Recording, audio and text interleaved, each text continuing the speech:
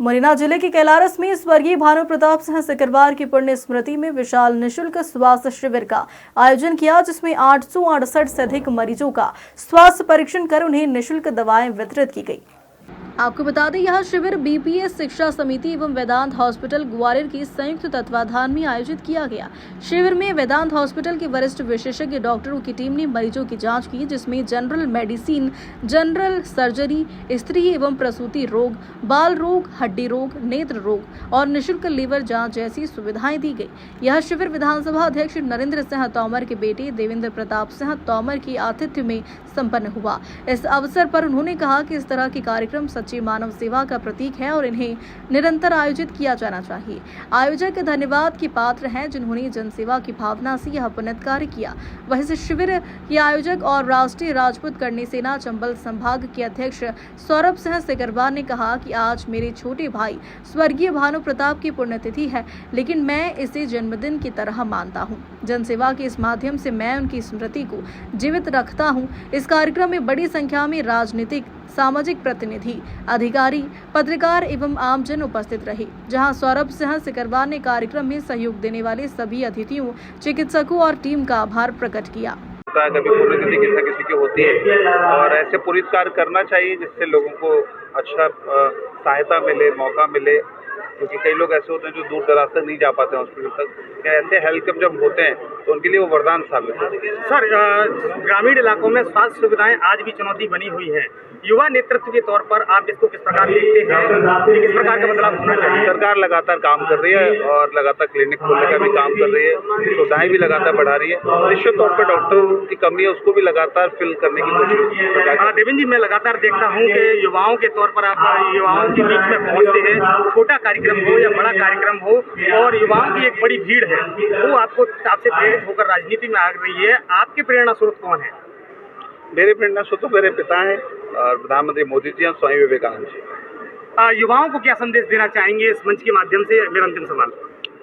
मैं यही कहूँगा कि जन जागरण करते रहना चाहिए, सनातन को आगे बढ़ाएं, देश को आगे बढ़ाएं और राजनीति में रुचि लें, क्योंकि राजनीति में रुचि अगर युवा नहीं लेंगे तो कौन लेगा। अच्छे नए युवा हैं, जिससे राजनीति और मजबूत हो, अच्छी और स्वस्थ हो। एक सवाल सर, मेरा अंतिम सवाल और है, जो जनता का सवाल है, वो जनता ये जानना चाहती है कि देवेंद्र प्रताप सिंह जी सक्रिय राजनीति की भूमिका में कब आएंगे, वो चुनाव कहाँ से लड़ रहे हैं? तो 2008 से सक्रिय हो यार, आप कहाँ होते हैं? चुनाव की बात जब आती है, कहते हैं ग्वालियर से या दिल्ली से? चुनाव लड़ना ही सक्रियता थोड़ी होती है।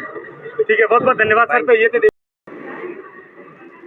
जो अनुज था हमारा, वो भानु प्रताप सिंह, उसकी जन्म दिवस पर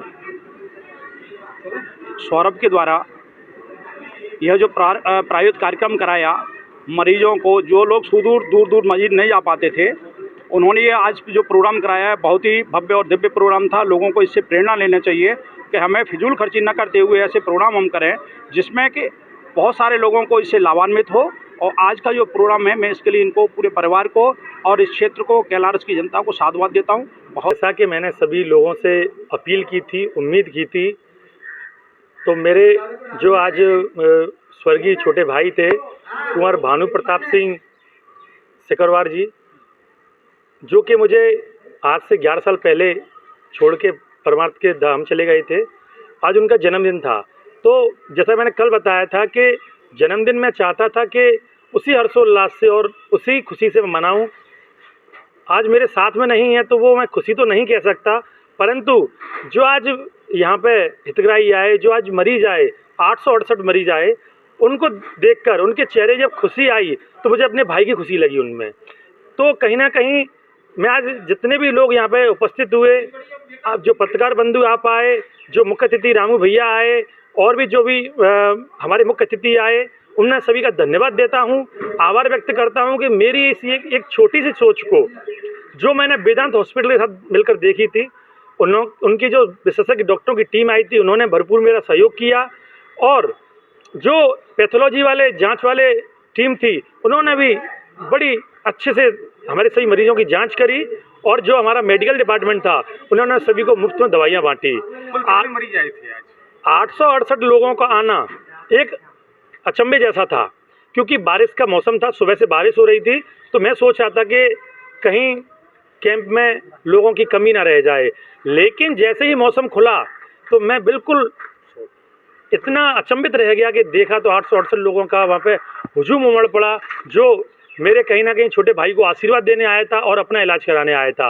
उन्होंने अपना इलाज कराया और मुफ्त में जांच कराई और मुफ्त में दवाइयाँ लेके उनके चेहरे बड़ी प्रसन्नता थी। वहाँ उपस्थित सभी गणमान्य लोगों का, उपस्थित सभी मरीजों का, सभी मेरे प्यारे भाइयों का, जो मेरे पीपी स्वच्छता समिति में सभी ने सहयोग किया उनका, और सभी समस्त पत्रकारों और बंधुओं का। क्या ये कार्यक्रम जो आगे भी आयोजित होते रहेंगे? और जी, मैं विगत 10 वर्षों से इस कार्यक्रम का आयोजन कर रहा हूँ और मैं भविष्यवाणी तो नहीं करता, परंतु परमात्मा से प्रार्थना जरूर करता हूँ कि मुझे ऐसा संबल दें, मुझे इतना बल दें कि मैं भविष्य में भी इस प्रकार के आयोजन सतत रूप से करता रहूँ। कैसा लगा? थोड़ा सा मन में सांत्वना। मैंने जब रामू भैया के सामने मंच पर भाषण दे रहा था उस टाइम भी कहा था कि आप कभी भी कोई परमार्थ का काम करके देखिए, क्योंकि हमारे धर्म में भी कहा गया है नर सेवा ही नारायण सेवा है। आपको सुकून प्राप्त करना है, आपको आत्म शांति प्राप्त करनी है, तो आपके गंगा के किनारे जाने की कोई ज़रूरत नहीं है। आपके घर के बाहर कोई भूखा बैठा है, उसको अगर आपने 2 निवाले दे दिए, उसकी मदद कर दी, तो आपको आत्म सुकून मिलेगा। वही सुकून मैं आज महसूस कर पा रहा हूँ, आत्म संतुष्टि आज महसूस कर पा रहा हूँ। मुरैना से वीरेंद्र कुमार की रिपोर्ट।